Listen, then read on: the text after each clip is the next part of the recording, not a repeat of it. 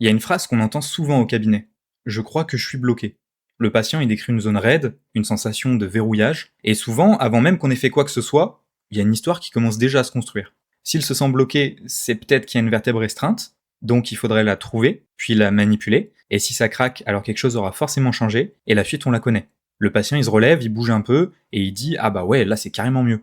Mais maintenant, cette explication, elle est remise en question, que ça soit dans les études ou bien sur les réseaux sociaux.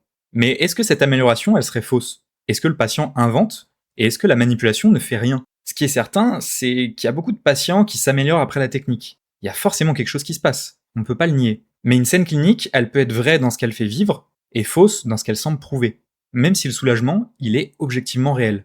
Donc la question, on va se la poser le long de cet épisode, c'est qu'est-ce que la manipulation modifie vraiment? Quels effets? Dans quelles limites? Et quelle histoire clinique elle installe chez le patient? Et pour comprendre, il faut repartir du modèle explicatif qu'on utilisait jusqu'à maintenant. Celui qu'on a tous entendu. Et si on est honnête, celui qu'on a sûrement tous déjà utilisé. Une grande partie de la thérapie manuelle s'est construite autour d'une idée assez simple. Le corps aurait des restrictions locales, une vertèbre pourrait être bloquée, mal positionnée, dysfonctionnelle, et le praticien, par son examen manuel, serait capable d'identifier cette dysfonction. Puis par une manipulation précise, rapide et technique, il viendrait restaurer la bonne mobilité ou remettre la structure à sa place. C'est un modèle qui est très séduisant. Il est séduisant pour le praticien, parce qu'il donne une impression de précision. Il est séduisant pour le patient, parce qu'il donne une explication simple. J'avais quelque chose de bloqué, et on me l'a débloqué. Les patients, ils cherchent des réponses linéaires. Et il est séduisant pour la scène clinique en elle-même, parce qu'il y a un craquement, un bruit, un signal net, un avant et un après. Mais quand on regarde les données scientifiques, cette histoire, elle devient beaucoup plus fragile. Déjà, la fiabilité et la validité de l'évaluation manuelle segmentaire, elle est limitée. On en parle davantage dans un autre podcast. Mais globalement, quand plusieurs praticiens expérimentés essayent d'identifier quelle vertèbre bouge moins, ils trouvent pas toujours la même chose. Et quand on vérifie avec une échographie, localiser exactement un niveau intervertébral à la main, c'est loin d'être aussi valide qu'on l'imagine. Ensuite, le craquement, il prouve pas que le bon niveau a été manipulé.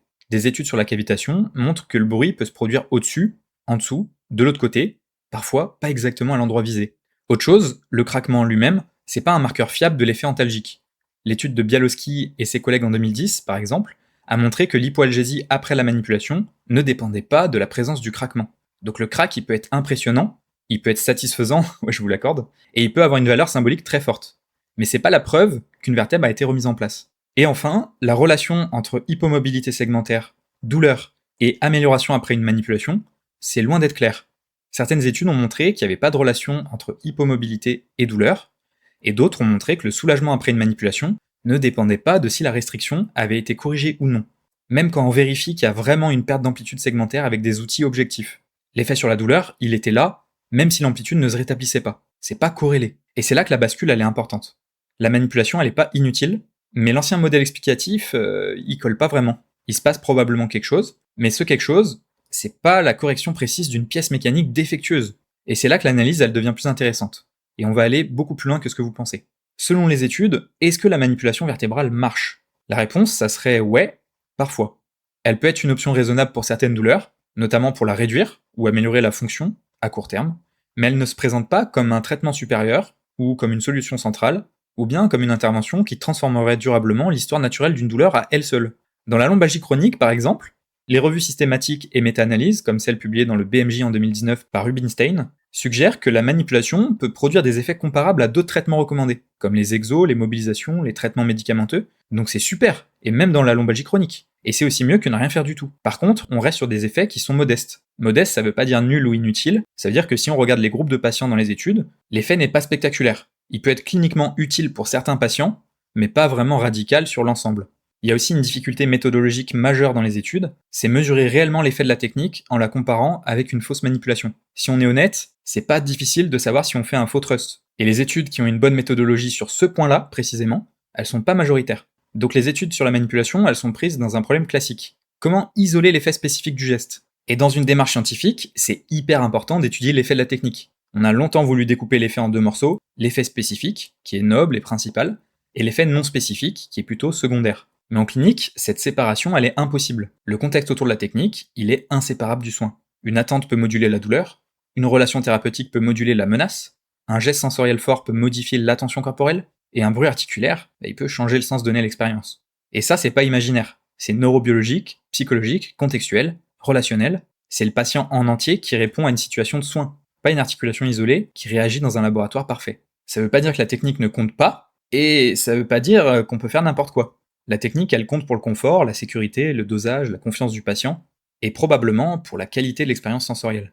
Mais ça fragilise l'idée que l'effet dépendrait d'un ciblage segmentaire ultra précis, d'une direction parfaite, ou d'une correction locale spécifique. Et en même temps, s'il n'y a pas d'effet spécifique, il faut arrêter de sacraliser la technique. Mais qu'est-ce qui se passe exactement dans le corps du patient? Une manipulation vertébrale, c'est pas rien. Ça produit un stimulus sensoriel puissant. Un geste rapide, bref, souvent inattendu, ça stimule des récepteurs mécaniques, ça envoie une arrivée d'informations vers la moelle épinière, puis vers le cerveau. Et cette info, elle peut modifier temporairement certains marqueurs du traitement de la douleur ou du contrôle sensorimoteur. Et c'est probablement la famille de mécanismes la plus plausible aujourd'hui, les effets neurophysiologiques. Dans la moelle épinière, la manipulation, elle peut modifier certains marqueurs indirects de l'excitabilité des circuits.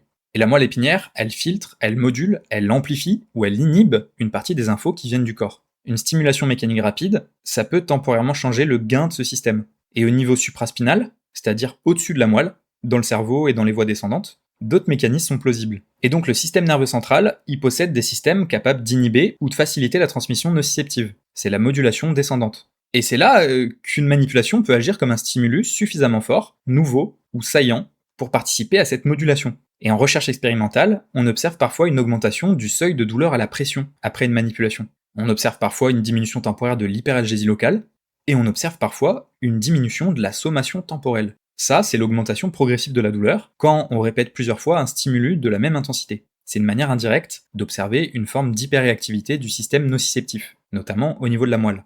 Et quand une manipulation modifie ce type de marqueur, ça suggère que l'effet ne se limite pas forcément à l'articulation manipulée. Et cette idée, elle devient particulièrement intéressante quand certains protocoles expérimentaux observent des effets à distance.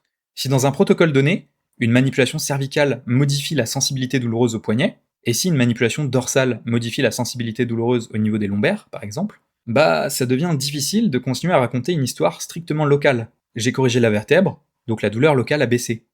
La logique, elle devient plutôt, j'ai envoyé une information sensorielle au système nerveux, et le système nerveux peut avoir temporairement modifié sa manière de traiter certains signaux. Et la revue vivante de Keter en 2025, elle est sacrément utile ici. Elle rapporte que la thérapie manuelle, elle peut être associée à des réponses neurophysiologiques complexes. Périphériques, segmentaires spinales, supraspinales, neurovasculaires, neurochimiques. Mais elle rappelle aussi une limite majeure, c'est que la valeur clinique exacte de ces mécanismes, elle reste mal établie. Parce que ouais, mesurer un changement neurophysiologique, ça prouve pas automatiquement que ce changement va expliquer l'amélioration du patient. Pour dire qu'un mécanisme explique l'amélioration fonctionnelle du patient à 3 semaines, il faut des données assez fortes et significatives. Et ici, c'est souvent insuffisant. Par exemple, la revue de Jupin en 2025 montre qu'il existe des effets sur le système nerveux autonome. Mais l'étendue, la cohérence et la signification clinique de ces effets, elles restent incertaines. Une manipulation, ça n'arrive jamais dans le vide. Elle arrive dans une pièce, dans une relation, dans une attente, dans un récit. Et ce récit, il change la manière dont le corps est interprété. Dans la douleur, les attentes comptent, les mots comptent, la confiance compte, le rituel compte, le sentiment de sécurité compte, et le sens donné au geste compte. Et ce qu'on appelle parfois effet contextuel, ça doit pas être traité comme un décor autour du vrai traitement. C'est une partie de l'information que le patient reçoit. Une manipulation, elle peut être vécue comme rassurante ou comme menaçante, et selon le sens donné à l'expérience, l'effet clinique, il peut être intégré très différemment. Par exemple, le craquement, sur le plan mécanique, on a dit qu'il prouvait pas grand-chose. Mais sur le plan contextuel, il peut être très puissant. Il donne une confirmation sensorielle, il crée un avant-après, il renforce l'impression qu'un événement s'est produit, et il peut activer un conditionnement. Quand ça craque, je vais mieux, je suis débloqué. Et ça peut participer au soulagement. Mais ça peut aussi piéger le patient si on lui apprend que sans craquement, rien n'a été fait. Ou que s'il a mal à nouveau, c'est que quelque chose s'est rebloqué. On peut le dire, ça détruit la représentation du patient sur son corps, et ça réduit à fond son auto-efficacité. Expliquer correctement le fonctionnement de la manipulation, c'est déjà mieux soigné. On n'a pas besoin de faire un cours de neurosciences à chaque séance, mais par contre, on peut éviter les récits fragilisants. On peut dire que le geste, il aide à diminuer temporairement la sensibilité du système nerveux. On peut dire qu'on va s'en servir pour le remettre en mouvement, que le crack n'est pas obligatoire, et que son dos n'est pas déplacé, il est solide. Et la manipulation, elle devient une expérience, pas une correction. Et à ce stade, on peut aller un cran plus loin. Si le contexte change la manière dont un signal est interprété, alors la manipulation ne concerne peut-être pas seulement la douleur. Elle concerne aussi la manière dont le patient sent, localise et habite son corps. Ici, on rentre dans une zone plus conceptuelle. Donc il faut être prudent, mais c'est ma vision de la chose. Dans certaines populations avec des douleurs persistantes, on observe des difficultés à localiser précisément la zone douloureuse. Certaines personnes ont une acuité tactile diminuée. Certaines décrivent une partie du corps comme plus grosse, plus floue, plus étrangère, plus vulnérable, même quand le niveau de menace tissulaire ne semble pas l'expliquer complètement. Vous avez peut-être déjà entendu parler de floutage cortical ou d'altération du cortex somatosensoriel. C'est intéressant, mais c'est peut-être un peu trop simpliste. Ce qu'il faut se dire, c'est que dans certaines douleurs persistantes, il y a des altérations de la représentation corporelle, de l'intégration sensorielle, du schéma corporel, de l'interoception ou de certains réseaux sensorimoteurs. Et on les observe parfois, mais pas tout le temps. Et dans ce contexte, la manipulation, elle peut sûrement agir comme une expérience sensorielle guidée. Elle fournit de nouvelles informations tactiles, proprioceptives et interoceptives. Elle peut modifier l'attention portée à la zone. Elle peut réduire l'ambiguïté sensorielle. Et si on va plus loin, dans les modèles prédictifs, comme ceux inspirés par Seth, Barrett ou Freestone, le cerveau ne se contente pas uniquement de recevoir des signaux, il les anticipe, les compare et les interprète. Il construit une expérience du corps à partir de ce qui arrive, mais aussi à partir de ce qu'il s'attend à trouver. Dans une douleur persistante, certaines prédictions pourraient devenir rigides. Et une manipulation bien expliquée, bien consentie, non menaçante, pourrait offrir une expérience contradictoire. Un input nouveau, une sensation, un changement, une interférence, une adaptation. Et ça, notamment dans la douleur persistante, mais peut-être aussi dans les douleurs aiguës, ça pourrait peut-être changer le contexte. Et c'est peut-être là l'idée de la manipulation. Alors cette partie, elle est conceptuelle, peut-être que dans quelques années, les mots ne seront plus adaptés, mais peut-être que le sens, il va rester juste. Alors concrètement, qu'est-ce qu'on change demain matin au cabinet? On arrête de vendre la manipulation comme une remise en place, on peut garder le geste, mais on doit changer le récit. Deuxième chose, on relativise la précision segmentaire.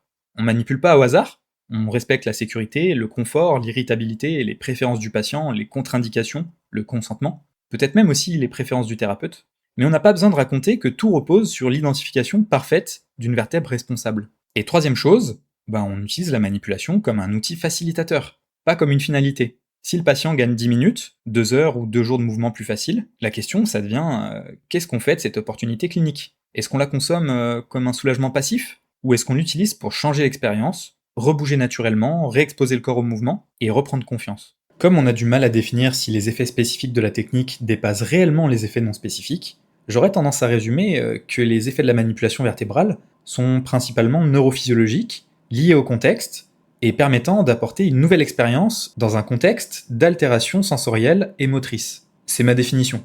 À vous de l'adapter comme vous l'entendez finalement. Avec mon collègue, on est en train de créer une formation en ligne pour les thérapeutes qui veulent sortir du raisonnement structurel et mécaniste, pour redéfinir la thérapie manuelle, l'examen clinique de la douleur, et intégrer un vrai raisonnement basé sur le modèle biopsychosocial et sur les preuves scientifiques. On sait par exemple qu'il y a plein d'ostéopathes qui veulent arrêter d'utiliser la dysfonction qui est centrée sur le ressenti du praticien, mais qui savent pas comment faire pour construire un traitement sans l'utiliser. Et cette formation, elle est là pour répondre à cette problématique. En fonction de quand tu écoutes ce podcast, soit elle est déjà sortie, soit elle arrive très bientôt. Dans les deux cas, le lien dans la description ou sur mon Instagram, il te permettra de regarder un peu tout ça.